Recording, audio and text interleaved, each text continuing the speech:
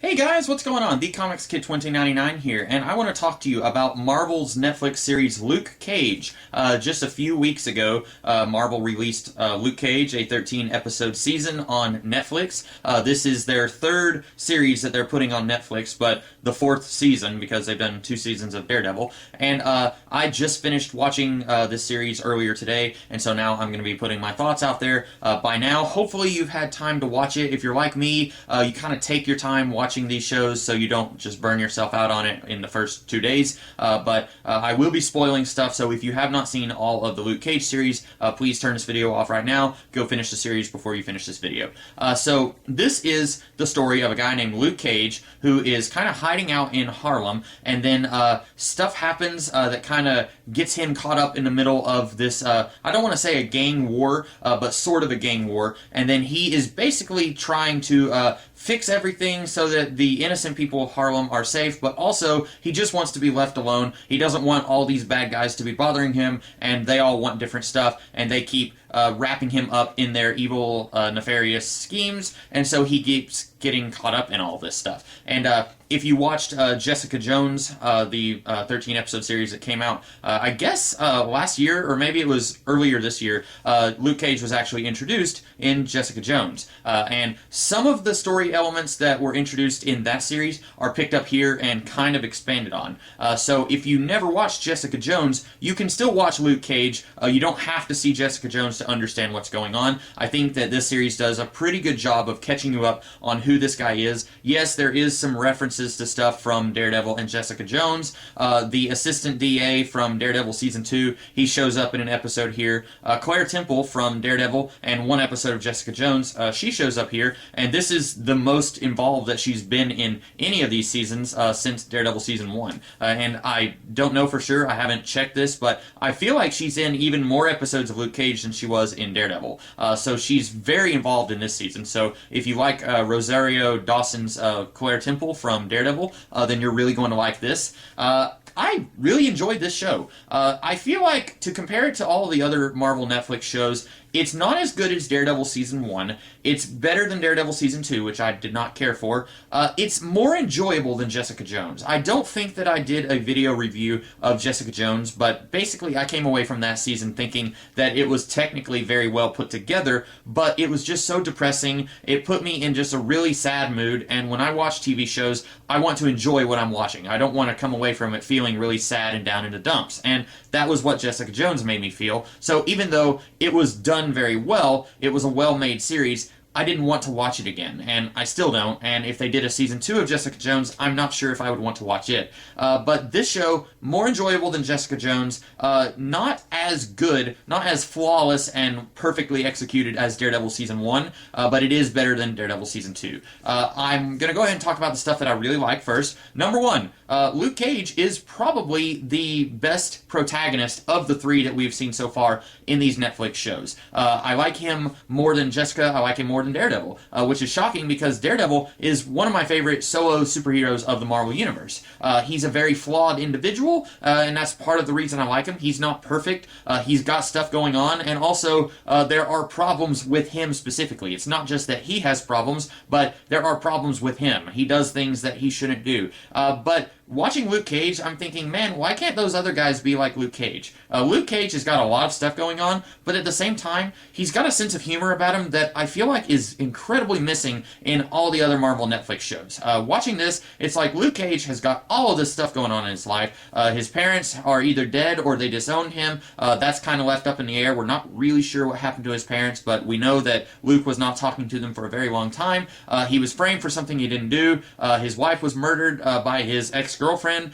There's all this stuff that's going on with Luke's life, and yet he still has this sense of everything's going to be okay. I'm going to have this sense of optimism about what I'm doing, and I really like that. That doesn't keep the character from occasionally sliding into a little bit of a downward funk, but he always comes back, and he's always, as the motto of this show is, always forward. And I really love Luke. There are times when he says things that are just hilarious. I really, really like this character, and I'm really looking forward to the Defenders now. I wasn't very keen on the idea of doing a team-up between all these characters so soon, relatively speaking, whenever I was talking about Daredevil Season 1. I wasn't too keen on that idea back then, but now that I've seen Luke Cage in his own show, I am really looking forward to seeing him interact with all these other characters. I really feel like he is going to be, in a way, he's going to be the moral core of the Defenders series. Maybe not. We'll see. We've still got another couple of Netflix shows to come out before Defenders will, but I am really looking forward to seeing how he's going to interact with all those other characters. Another thing that I really like, Misty Knight.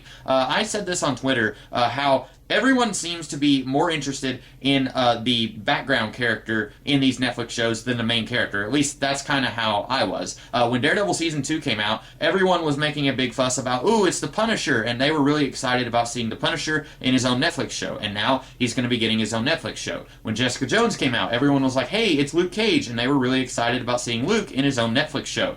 In this show, we have Misty Knight. She is a cop who's very suspicious of Luke. She thinks that there's more to him than what he's letting on, and she's investigating him while also investigating the bad guys, and she is one of my favorite parts of this entire series. I really, really hope that Marvel does a Misty Knight show, and they're kind of setting that up in this. They did with her character kind of what I thought they would do, which is not a bad thing. I am really glad that they took her character in the direction that they took her in.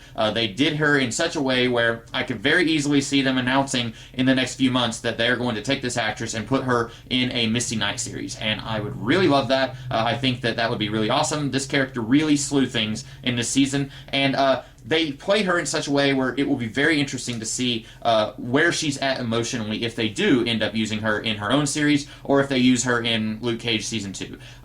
I really like her. Like I said, Claire Temple from Daredevil, she's here. They are kind of setting up Colleen Wing, possibly. I don't know if she's going to meet Misty Knight, but in the last episode, we see Claire. She rips off, you know those things that they put on a telephone pole with a whole bunch of phone numbers that you can grab? She rips off one of those phone numbers, and it says, Women's Self-Defense, Colleen Wing. And I was like, yeah, Colleen Wing, Daughters of the Dragon. I am really, really excited about that, guys. This show, more than any of the others in the Marvel Netflix little mini universe, has got me so excited for the future of the Marvel Netflix mini universe. All the others that we've had, I've been enjoyable, I've been enjoying them, but I haven't necessarily been like, yeah, I can't wait to see what they do next. This, I'm really excited to see Colleen Wing, I'm really excited to see what they do with Misty Knight, I'm really excited to see the direction that Luke Cage goes. All of this is really very well executed. Having said that, this show is not perfect. The thing that I do not like about this show are the bad guys. Almost all of the bad guys in this show just don't work for me for one reason or another. I think my favorite bad guy, or at least the one who is the least problematic, is Shades. And he is kind of the second in command for a couple of the different bad guys in the show, and you just love to hate him. And that's really all there is to him. Throughout this entire show, he's got this sort of charm and charisma, but at the same time you want to punch him in the face because he's very smug, and of course he's a bad guy, and he's not one of those kind of bad guys. He's a bad guy, and he is probably the best bad guy in this show in that he's just straight up bad, he knows what he's about, and he does what he does. I really like that character. He's one that you just love to hate, like I said.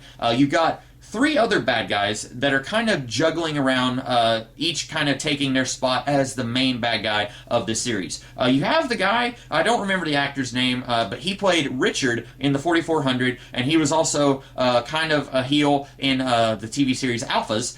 He was kind of the military contact for the Alphas team, but he plays Cottonmouth. He is a gangster, kind of rules the Harlem gangs, if you will, or at least one portion of the Harlem gangs. And then his cousin, Mariah, she is a city councilwoman, and they kind of sort of have this illegal thing going on between them where he will give her money, and then she uses that money to fund these youth centers throughout all of Harlem. And then she will give the money back to him somehow.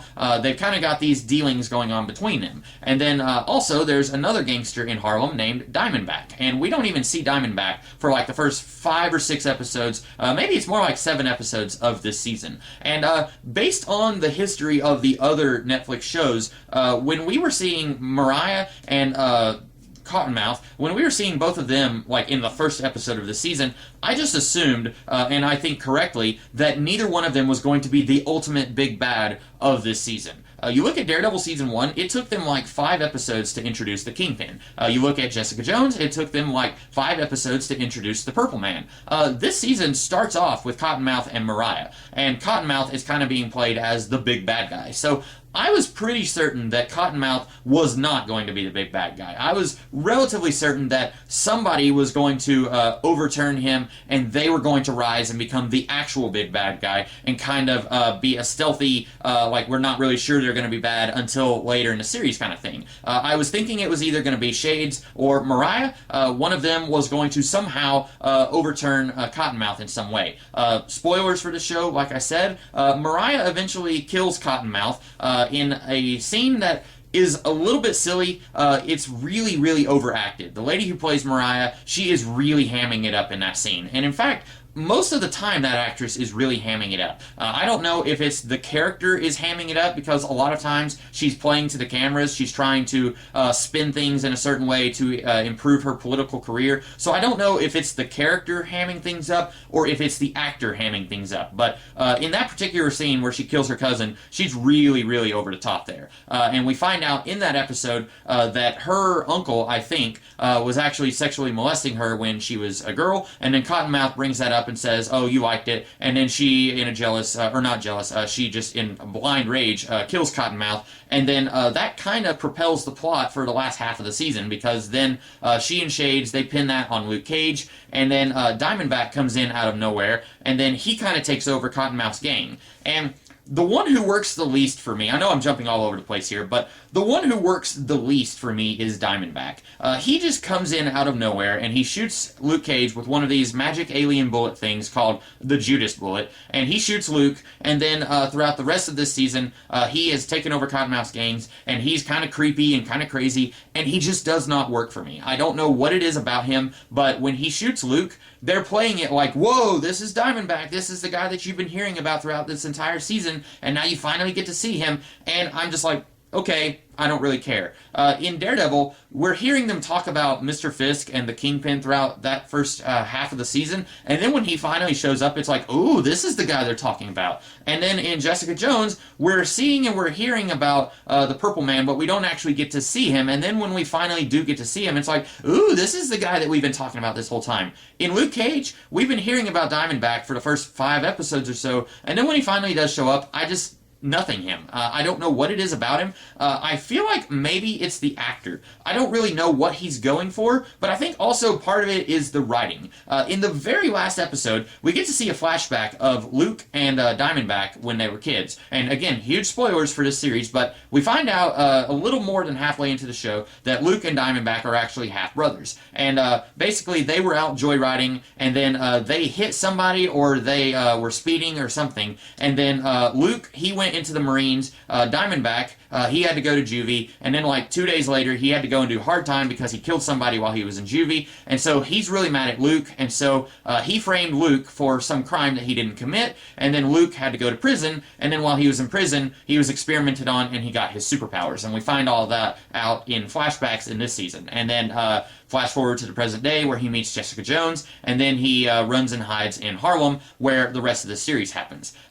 So the flashback stuff where we get to see Diamondback and Luke when they were kids, all of that is really compelling to me, because I'm seeing these guys and they're friends, and Diamondback, he's rooting for Luke while he's boxing against this guy in a boxing championship, and I'm like, oh man, that's really tragic, because these two are going to grow up to be enemies whenever they're adults. But seeing the actor who plays Diamondback, I feel like he's just not playing the character correctly. And maybe part of it is they should have given us a flashback like that earlier in the season. They should have given us something like that, like around the second episode that Diamondback appears in, and then we could have felt a little bit more sympathy for him, because he grew up basically being compared to Luke Cage, the miracle child, and he grows to resent Luke Cage, but at the same time, they were also buddies. But at the same time, Luke, he's kind of conflicted because this is his best friend, and then he finds out, oh, it's not only his best friend, it's his half-brother, and he doesn't want to fight this guy, but at the same time, this guy is making his life Hades, and so he knows he has to fight back. Maybe if we had gotten that flashback, like around the second episode that Diamondback appears in,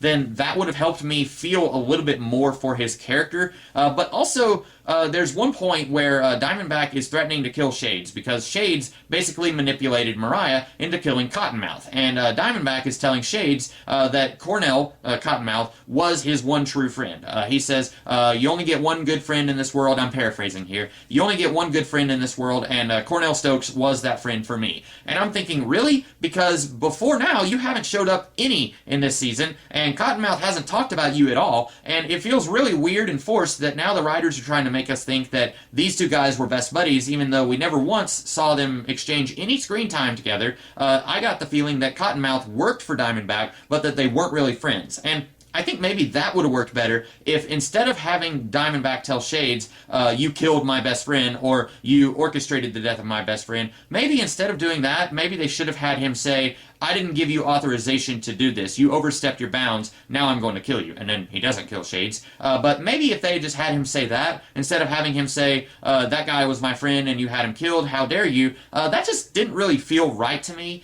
But also, I don't know. There's just something about that actor who's just not really selling the idea of Luke Cage was his friend and now he's his bitter enemy. That really could have worked. It's worked for me before in shows like Smallville, where a lot of that show was really awful. I did buy the friendship between Clark and Lex. Or in the X-Men movies, where we get to see Magneto and Charles Xavier in the first movie, they spend maybe 10 minutes together on screen, but I really felt for them, and I really felt like they were friends once upon a time. Here, I'm just not getting that. And I think part of it might be the writing, and part of it might be the actor playing Diamondback.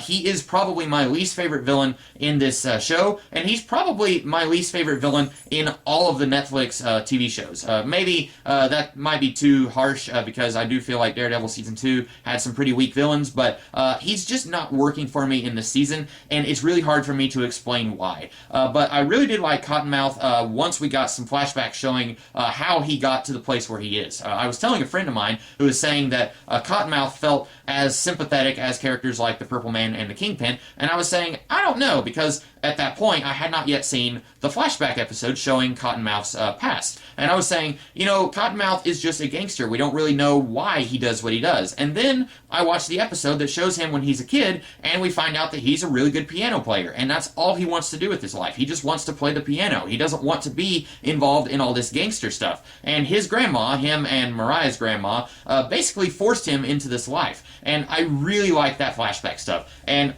after watching that, and then we get to see Mariah kill Cottonmouth, I knew it was coming because they introduced Cottonmouth way early in his season, so I knew he wasn't going to be the big bad of this season, but at the same time, I was very disappointed after we got that flashback stuff because suddenly I became much more invested in his character when I find out that he didn't really want this life, but at the same time, he's living it and he's doing the best that he can with what he was given by his grandma. I really felt for him much more after we got that flashback stuff. And if I guess if I have one complaint about this season, it's maybe they should have just put some of those flashback stuff in this series earlier than what they did.